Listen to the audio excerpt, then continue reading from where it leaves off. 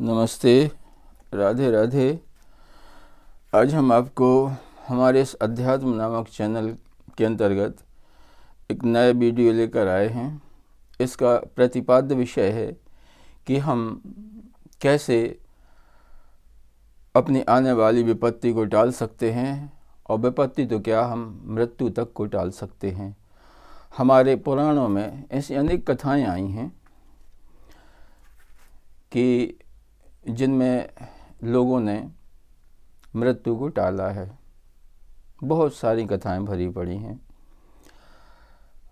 अब होता क्या है असल में कि मृत्यु होती क्या है और वह आती क्यों है। पहले तो हमें इसको समझना पड़ता है कि जब हम कोई कर्म करते हैं, पहले तो आते हैं विचार, भौतिक विचार आते हैं, आध्यात्मिक विचार आते हैं, स्वार्थ के भी आते हैं, पारमार्थिक भी आते हैं, पुण्य के भी आते हैं, पाप के भी आते हैं। तो इन विचारों के बाद में संकल्प उदय होता है, और वह संकल्प जो है ना कर्म को प्रेरित करता है, और कर्म जो है ना हमें फल प्रदान करते हैं।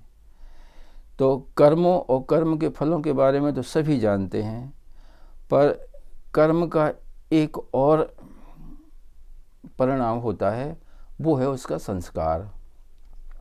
हम जो भी कर्म करते हैं, प्रत्येक कर्म का संस्कार हमारे स्वभाव में पड़ जाता है।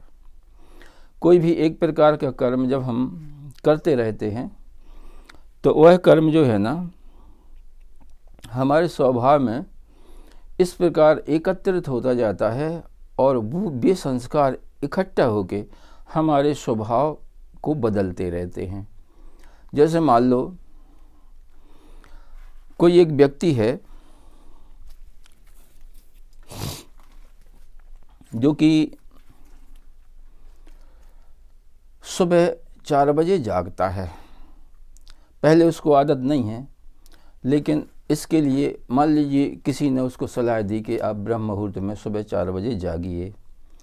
तब वो क्या काम करेगा कि 4 बजे का घड़ी में अलार्म लगा के सोएगा, और जब 4 बजेंगे तो अलार्म बजेगा और उसकी नींद खुल जाएगी।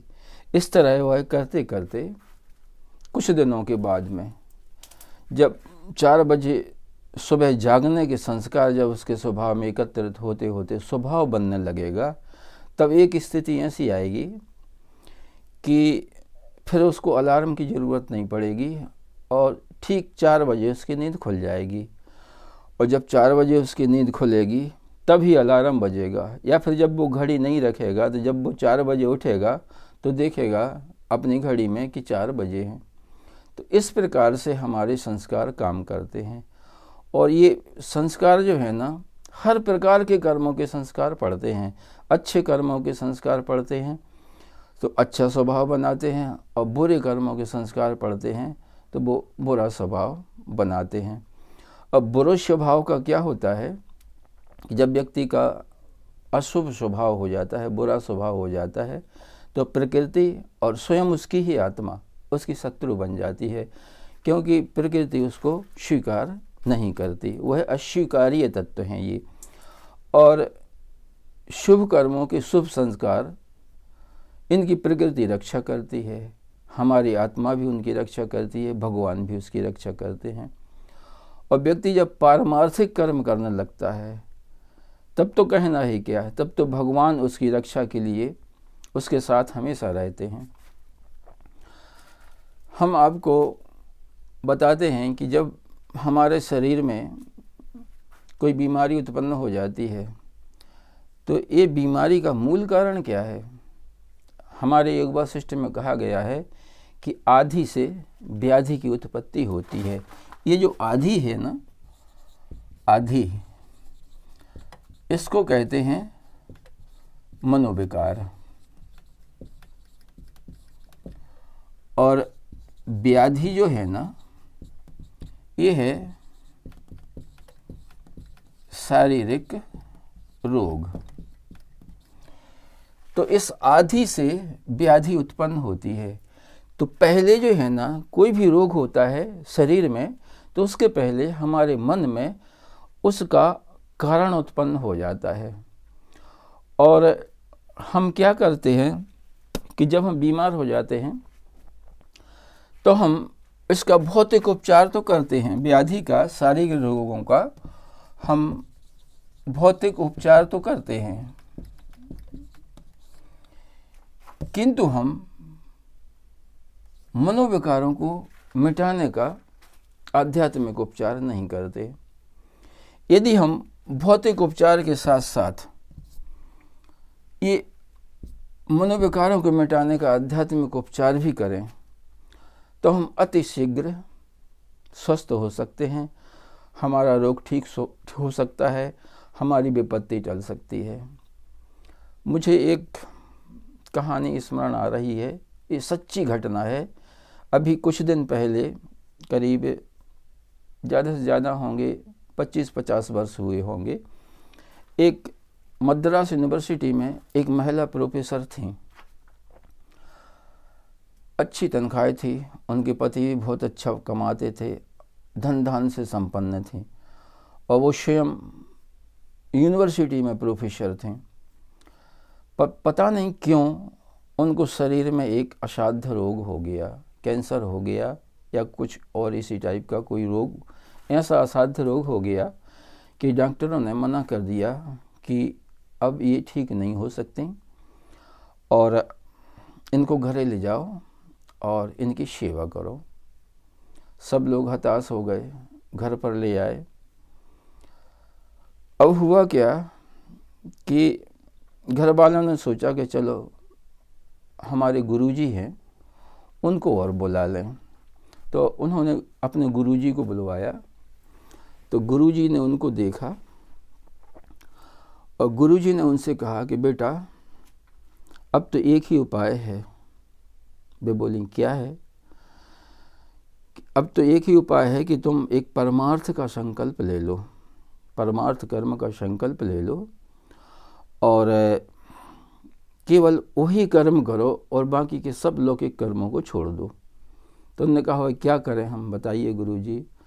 तो उन्होंने कहा आप पढ़ी लिखी हैं, आप भागवत की कथा शुरू कर दीजिए, आप यूनिवर्सिटी जाके अपना त्यागपत्र दीजिए और लौट के आइए, भागवत का अध्ययन करिए और भागवत की कथा शुरू कर दीजिए।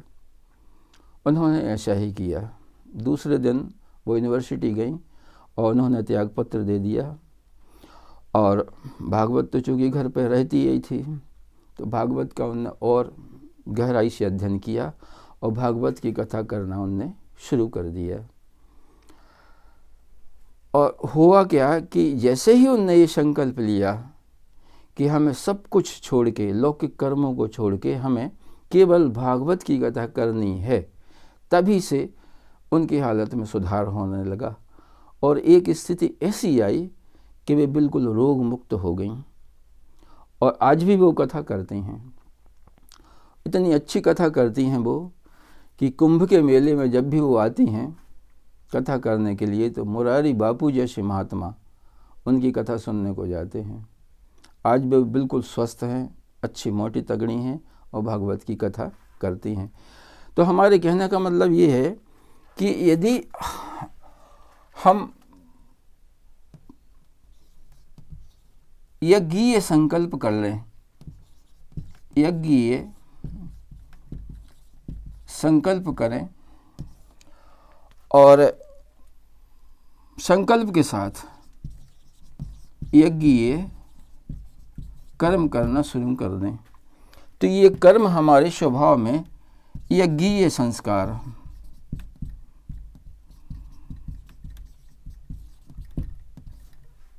डालना शुरू कर देंगे। और जब हमारे स्वभाव में यज्ञीय संस्कार आने लगेंगे, पारमार्थिक संस्कारों का संचय होने लगेगा, तो धीरे धीरे जो नेगेटिव संस्कार हैं, जो अशुभ संस्कार हैं, उनका निर्मूलन होने लगेगा। और जब इनका निर्मूलन होने लगेगा, मन स्वस्थ होने लगेगा, तो ये शरीर भी धीरे धीरे स्वस्थ होने लगता है।